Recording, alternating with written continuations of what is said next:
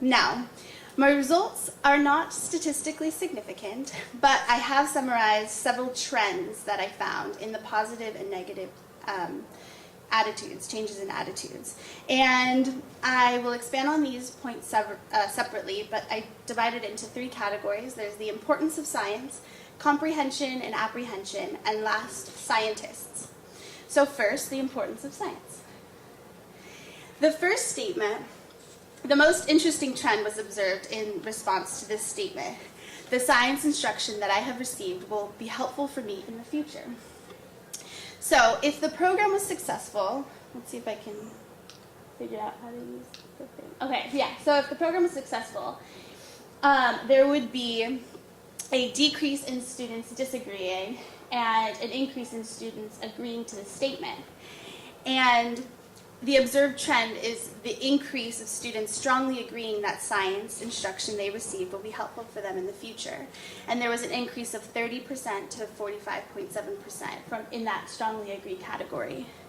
Overall, I consider this trend to be imply a positive change in attitude.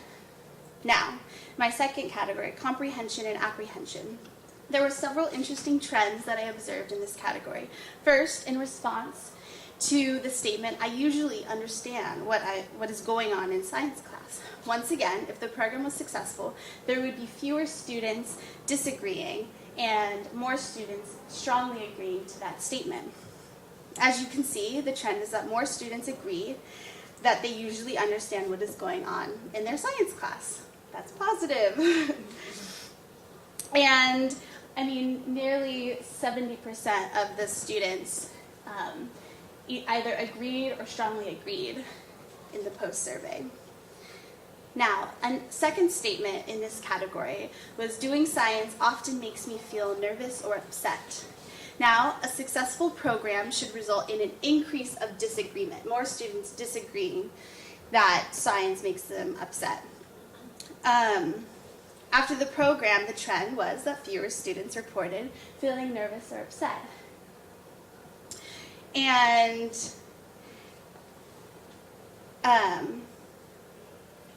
and another trend was that fewer students reported uncertainty. This decreased apprehension is an example of a positive change in attitude. Now, consistent with the previously mentioned results, which indicate positive shifts, to the statement, I enjoy science, over 2/3 of the students reported agreement and strong agreement to that statement in both the pre-survey and the post-survey. And the trend being in the slight increase in those who strongly agree.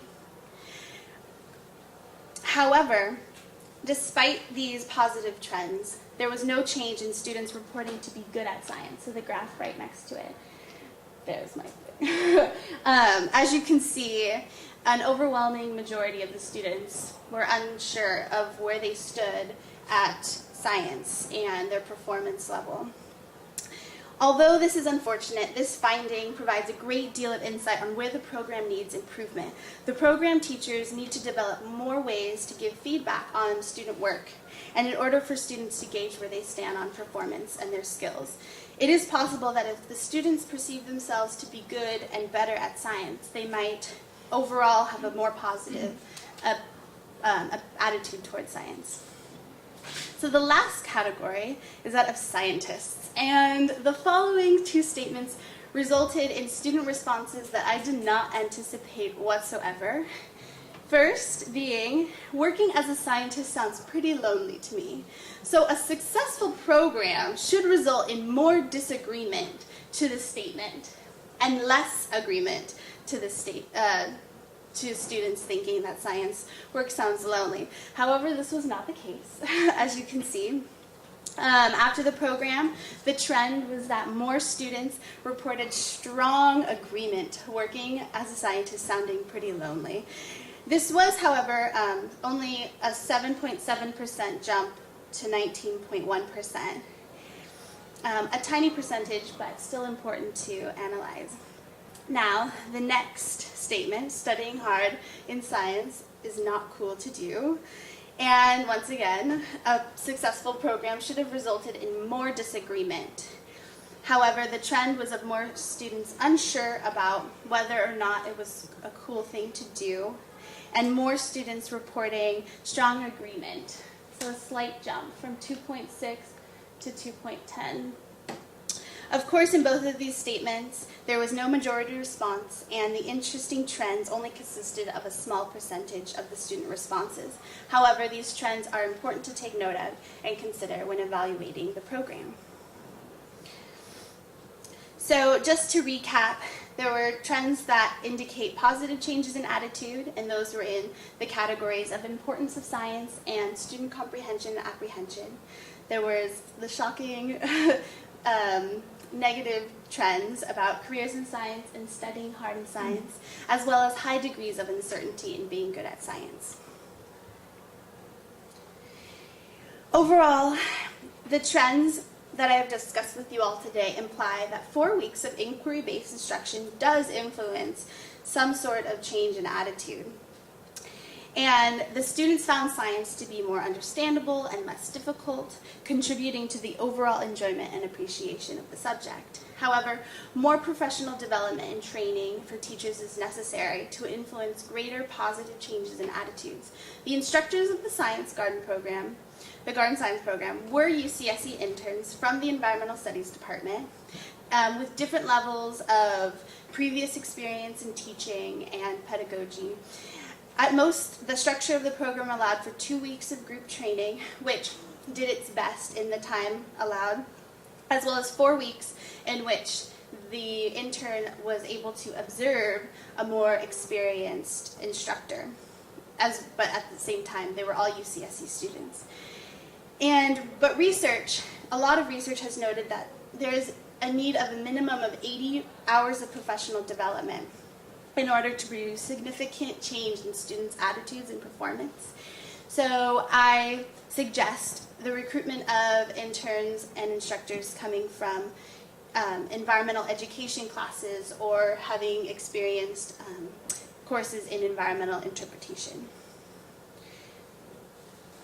Other than the limitations of the program, there were also limitations of the study. So first, there was a small sample size of less than 50 students that made it difficult to produce statistically significant results. Second, the survey, which was a modification of the larger SWEP study, contained some language and vocabulary that were too complicated for 3rd through 5th grade students, such as social skills. I realized that 3rd graders don't really understand what social skills are. So in regards to future research, I can suggest several topics. Research should focus on the program's influence on other grade levels, the influence of a longer program, so longer than 4 weeks, as well as the influence of a program on English language learners. Considering the school is predominantly Latino and with varying degree of English proficiency, I think that is very fascinating and could kind of give an alternative to all the funding going to reading programs if they identify that the science program does influence language acquisition. So overall, I hope this research inspires more teachers and practitioners to adopt inquiry-based scientific instruction, as well as help bring more funding to the program to allow for future existence. And that concludes my presentation, but I must acknowledge everyone who has been involved in this journey with me and made it all possible. So the EOP staff and the FMP cohort, and my mentor, Professor Gilbert, the awesome FMP instructors, Robin King and Angelica Lopez, the Pajaro Valley Unified School District staff and students, the program in community and agroecology, which has been a source of inspiration for over 4 years now for me, and introduced me to this field and connected me with the elementary school in the first place. V, who was my mentor and advisor throughout the entire program design and curriculum design. And last but not least, the amazing Garden Science Program instructors who are amazing educators and need to continue with it in the future. Thank you.